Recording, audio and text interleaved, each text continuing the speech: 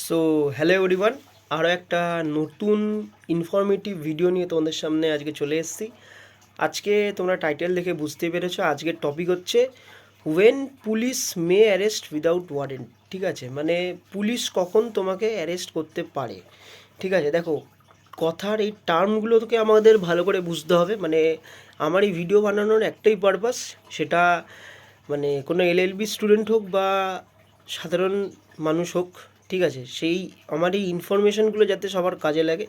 ঠিক আছে, মানে এগুলো দেখো, আমরা হয়তো এই সব জিনিসপত্র নিয়ে পড়াশুনো করি বলে আমরা জানি, কিন্তু সাধারণ মানুষ যে দিনের পর দিন হ্যারাসমেন্ট ফেস করে, ঠিক আছে, মানে স্বাভাবিক, এটা জানা সম্ভব না।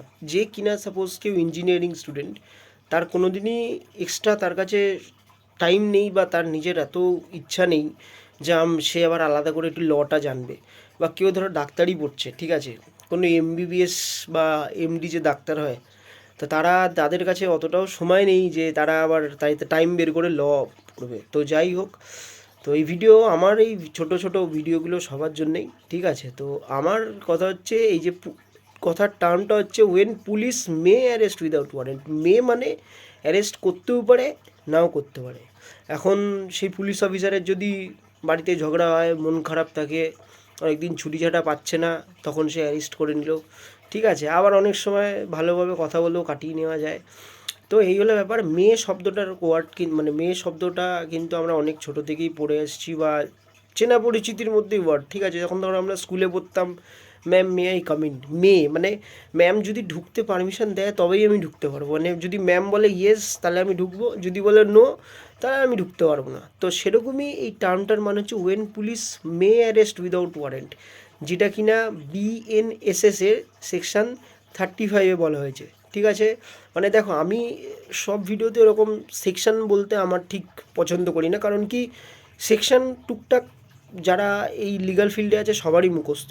সুতরাং আমি নিজের মানে দুটো তিনটে ফটফট করে সেকশন আর্টিকেল বলে দেবো আর নিজেকে সবার সামনে একটা বিশাল কিছু মনে করবো, সেরকম কোনো ব্যাপার না। কারণ কি আজকাল ঘরে ঘরে ডাক্তার উকিল সবই রয়েছে। তো পড়াশুনো, এটা আমার পড়াশুনোর পার্টে ছিল, তাই জন্য পড়তে হয়েছে। এমন কোনো আহামরি ব্যাপার না যে ভাই তুই বহুত কিছু জানিস, এই একদমই না।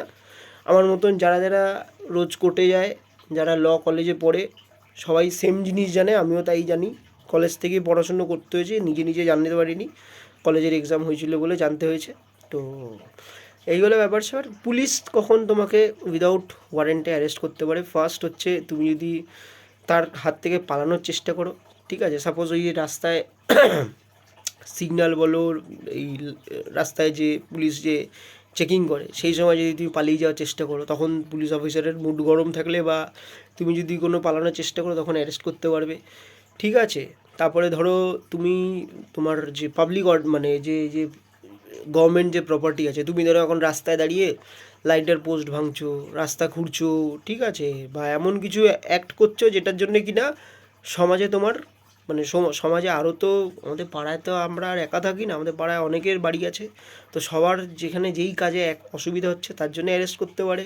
ঠিক আছে, তারপরে ধরো কেউ কোনো সিরিয়াস অফেন্স করলো, ঠিক আছে, সাপোজ কগনিজেবল অফেন্স, যেগুলো কি না নন বেলেবল। সাপোজ ধরো কেউ মার্ডার করলো, রেপ করলো, ঠিক আছে, মানে যেগুলো সিরিয়াস, মানে হাতে কাটা ছেঁড়া, রক্ত বেরোনো, রক্তপাত, ঠিক আছে, মানে যেগুলোতে কিনা জানের ঝুঁকি আছে, মার্ডার, কালপেবল হোমিসাইড, এই জিনিসগুলোতে কি হচ্ছে, পুলিশ তোমাকে যখন তখন উইদাউট ওয়ারেন্ট অ্যারেস্ট করতে পারবে। আজকে সাপোজ একটা পুলিশ অফিসারের সামনে কেউ মার্ডার করার ইন্টেনশন নিচ্ছে বা কেউ মার্ডার করছে, তো সেই পুলিশ অফিসারটা কি দাঁড়িয়ে দাঁড়িয়ে দেখবে যে আমার কাছে ওয়ারেন্ট আসুক তারপরে আমি অ্যারেস্ট করব? সেটা কোনো দিনই হবে না। তো এটা তো কমন সেন্স, মানে জিনিসগুলো হয়তো একটু টার্মগুলো একটু এদিক ওদিক, তো সেই জন্যে মানে একটু অন্যরকম লাগছে, কিন্তু একদম কমন সেন্স দিয়ে আমরা যদি দেখি, একদম সিম্পলভাবে আমরা জিনিসগুলো আরামসে বুঝতে পারবো যে পুলিশ কখন আমাদের উইদাউট ওয়ারেন্ট অ্যারেস্ট করতে পারবে।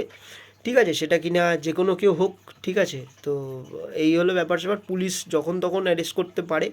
আবার এমন এমনও সময় হচ্ছে, যেমন ধরো অনেকের বাড়িতে এসে পুলিশ এসে ধমকি দিচ্ছে, যখন তখন তুলে নিয়ে যাচ্ছে, সেগুলোও কিন্তু আবার পুলিশ দ্বারা ইল্লিগেল অ্যাক্ট। ঠিক আছে, বিকজ উইদাউট ওয়ারেন্ট সে কিন্তু অ্যারেস্ট করতে পারে না। ঠিক আছে, তার কাছে কোনো নোটিশ থাকতে হবে, গভর্নমেন্ট নোটিশ থাকতে হবে, বা অফিসিয়াল কোনো ইনফরমেশান থাকতে হবে, যার ভিত্তিতে, যার উপরে বেস করে কিন্তু সে পুলিশ অফিসার অ্যারেস্ট করতে পারে যদি তুমি কোনো বেলেবল অফেন্স করে থাকো। বেলেবল অফেন্স এবারে কী হচ্ছে, যেগুলো কিনা নন কগনিজেবল।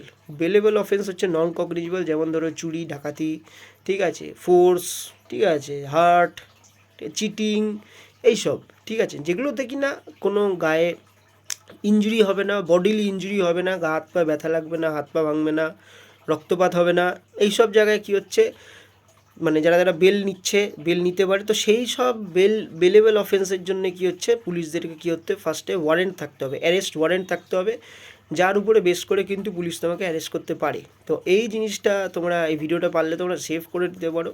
যদি তোমাদের কোনো প্রবলেম হয় পড়ে, তোমরা এই ভিডিওটার হেল্প নিয়ে তোমরা নিজেদেরকে বাঁচাতে পারো। আর যদি কেউ নন বেলেবল অফেন্স করে থাকো ভাই, তাহলে কিছু করার নেই, তোমায় জেল খাটতে হবে, বা প্রসিডিওর আন্ডার লয়ে তোমায় যা কোর্ট তোমায় যা যা যা প্রসিডিওর বলে দেবে সেটা তোমায় ফলো করতে হবে, এর কোনো অন্য ইয়ে নেই। তো police may arrest without warrant, section 35 of BNSS